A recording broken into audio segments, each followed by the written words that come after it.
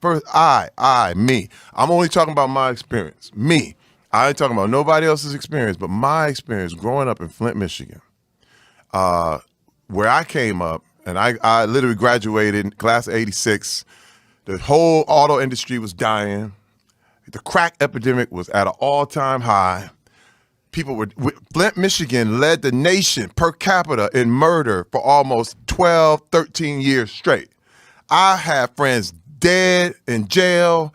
People were dying. It was crazy. And people always want to talk. Anybody who wants to talk about violence has never seen it. I'm trying to tell you, when you talk about violence for real and you see it, it's like, it's one of the scariest, most crazy things you've ever seen in your life. And people want to, smoke and fight it. And man, when you see somebody get smoked, when you really understand the ramifications of like this kind of thing, man, I beat up my own father. I beat my father's ass as a grown man because he was a drunk. I went through my whole life him beating up my mother. Listen, my earliest memory was him hitting my mother in the face as hard as he could. That's my earliest memory. And that told me, oh, damn, it's his world, okay? And he ruled through intimidation. He ruled through physical force. And we were scared of him, man. My whole life, I was scared of my father. I peed in the bed. I was 14 years old. Because I wake up, I didn't know what was going to happen. I'm still afraid of my father. I would never fight my father. Come on, man. I don't care, world champion, because I know he would shoot you. He would kill you. He would kill you. I knew that from a fact. I knew that as an adult, I was always respectful. He needed money. I would make sure I gave him money. I didn't want to be on his bad side. But see, I did the same thing. I was a pleaser. I was like, man, you want another beer? Here's another beer. You want this? No. Yes, sir. Yes, sir. But pull your pants up. My pants up, sir. No. But this is the thing. I became a grown man. And I said, look, I'm going to bring my family home. I'm going to bring my kids home for Christmas. I'd played in the NFL. I had done this thing. I said, listen, I'm going to bring my kids home for Christmas. I said, please, just don't act up. Just please. My kids have never seen it. My kids have never seen nothing crazy. Man, I bring them home. I'm out there hanging out with my wife and my kids. I'm hanging out with my wife. We about to go out. My kids, I left them at home. Man, I get a call from my aunt. Oh, my God. He hit your mama in the face. He knocked her tooth sideways. He knocked her tooth loose. I said, what? Are you kidding me? Like, I spent my whole life trying to keep my kids out of this. And all of a sudden, I bring you home one time. I just ask you promise me you're not going to trip? And he just did that to show me he could do whatever he wanted to do. I said, take the kids to the aunt's house. I dropped my wife off at the aunt's house. I drove to the house. I went home.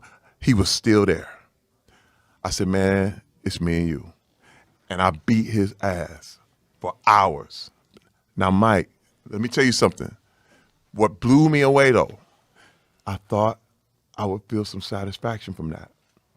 I thought I would get some sort of release, and I got nothing. Man, look, I was sitting there like, this don't work, dog.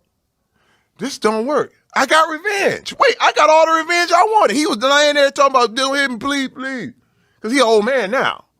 You know what I mean? And I'm going, all right, hey, man, all this beating people ass stuff, it don't work.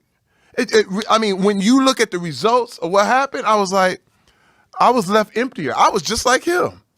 And I was done. I said, you know what? It's just not the way. It's just not the way to go. I choose to not go that route. So tell me, do you feel you have a temper? Oh, definitely. Yeah. Oh, that's how you go in the NFL. You play off pain. No doubt. Play off pain. I played 7 years on the NFL on pain. Straight up. I was angry. I was mad.